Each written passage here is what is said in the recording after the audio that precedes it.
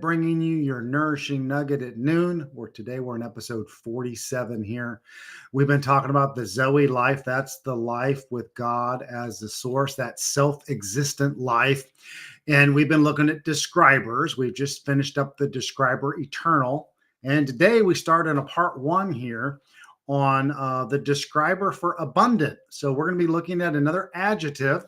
And so let me go ahead and get you, as we've been doing, kind of a basic definition here. Zoe life, again, this is the state of one who is possessed of vitality or is animate.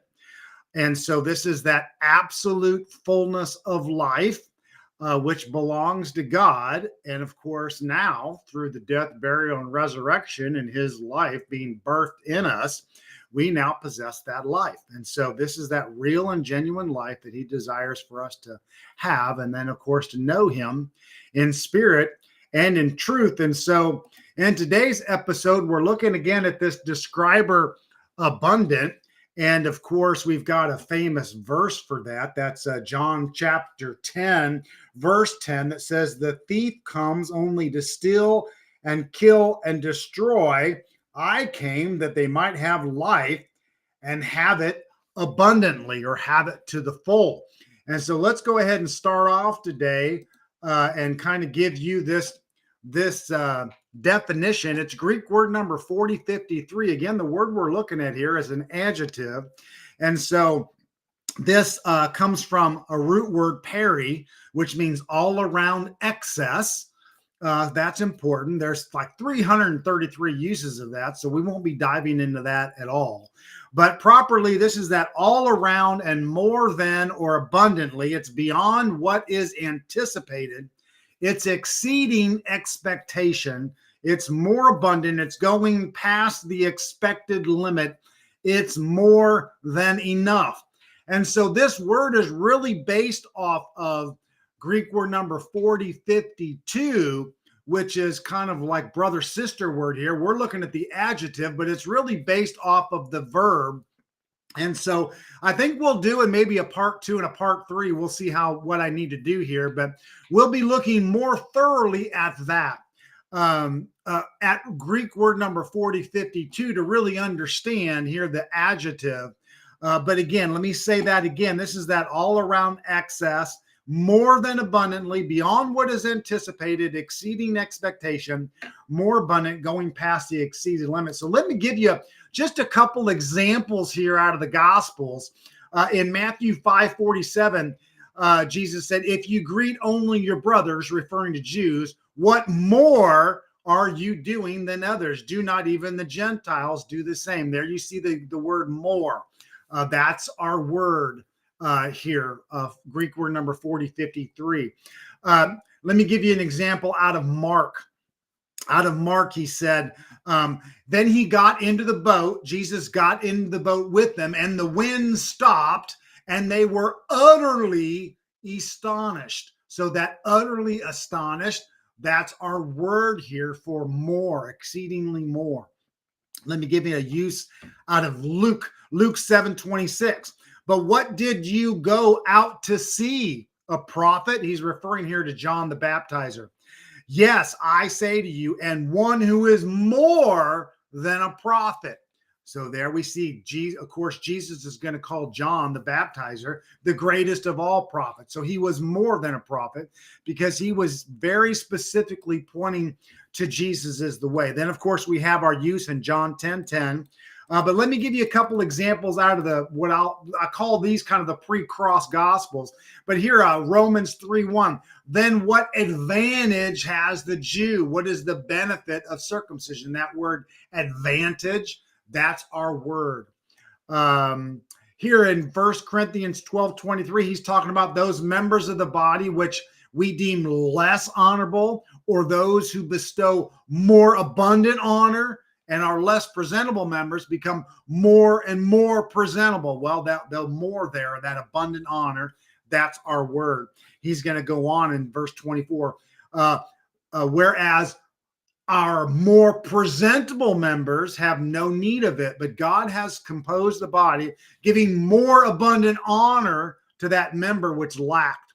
So there was a couple examples. And Second Corinthians chapter 2:7, the guy that was caught in incest, of course, he gets rebuked. Actually, Paul delivers him over to Satan, right?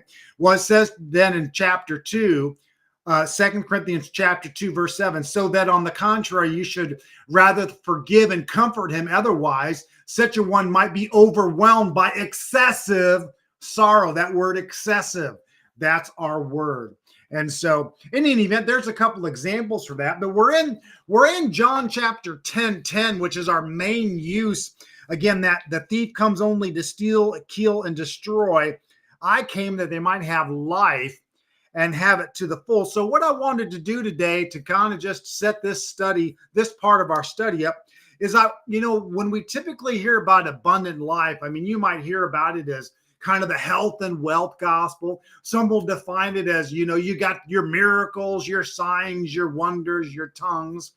Again, everybody's always trying to put their own kind of spin on what's being described here by this abundant life. So what I wanted to do today with the rest of our podcast, I wanted to read John chapter 10, verses 1 through 18, just to get the context of what Jesus was talking about. Now, first, he's already said here earlier in chapter 9, do you believe in the Son of Man?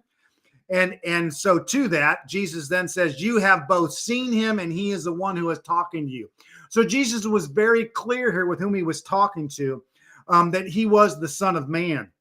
And so now in chapter 10, he says, truly, truly, I say to you, Jesus speaking, he who does not enter by the door into the fold of the sheep, but climbs up some other way, he is a thief and a robber.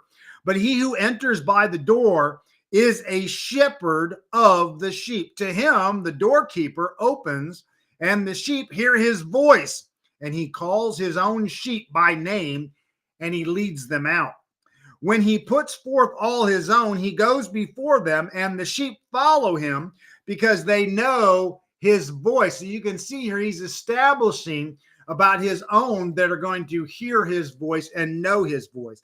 A stranger they will not follow, but they will flee from him because they do not know the voice of strangers. So again, contrasting the voice of knowing who the shepherd's voice is versus the voice of the stranger. And the voice of the stranger is the thief and the robber. He says this figure of speech, Jesus spoke to them, but they did not understand what those things were which he was saying to them. Jesus therefore said to them again, so now he's trying to qualify it. He says, truly, truly, I say to you, I am the door of the sheep. All who came before me are thieves and robbers, but the sheep did not hear them. See, the real sheep never followed after the thieves and the robbers. And so as he goes on here, he says, I am the door again. I am the door. If anyone enters through me, he shall be saved, and then shall go in and out and find pasture. So we're going to find this pasture, and this fat pasture, of course, is going to be him as life. Let's move on. And so he says, the thief comes only to steal, kill, and destroy. I came that they might have life and might have it abundantly. There's our word. I am the good shepherd, and the good shepherd lays down his life. This would be his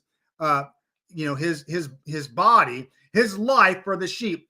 He who is a hireling and not a shepherd, who is not the owner of the sheep, beholds the wolf coming and leaves the sheep and flees, and the wolf snatches them and scatters them. He flees because he is a hireling and is not concerned about the sheep.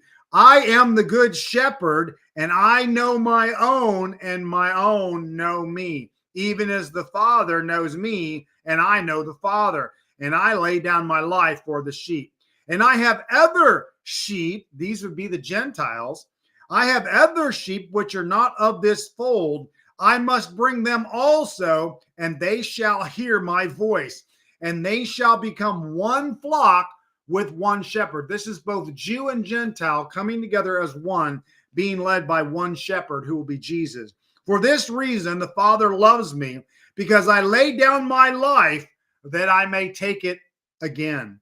No one has taken it away from me, but I lay it down on my own initiative. I have authority to lay it down, and I have authority to take it up again. This commandment I received from my Father. So there we can see here this life that Jesus has, his Zoe life. He has the ability to lay it down on his own initiative, and then he has the authority also to take it back up again. So this is what he's using to describe this abundant life. It's, again, the enemy is out to steal, to kill, and to destroy. If you want to look up that word kill, it's Greek word number 2380. And the word destroy there is 622. The very opposite. The enemy is out to steal and kill and destroy as it relates to you and I, hearing the voice to then believe, and then to, of course, move in and out of the pasture to experience him as life. And so, again, that's the real context, guys, of what he wants us. This whole thing about an abundant life is about hearing his voice, moving in and out of the pasture and experiencing him as our life. So that's enough for today in our part 1 here on the Greek word for abundant. Come join me tomorrow, okay? Mark with Jesus' New Covenant. Thanks for joining me, guys. Have a great day. Bye.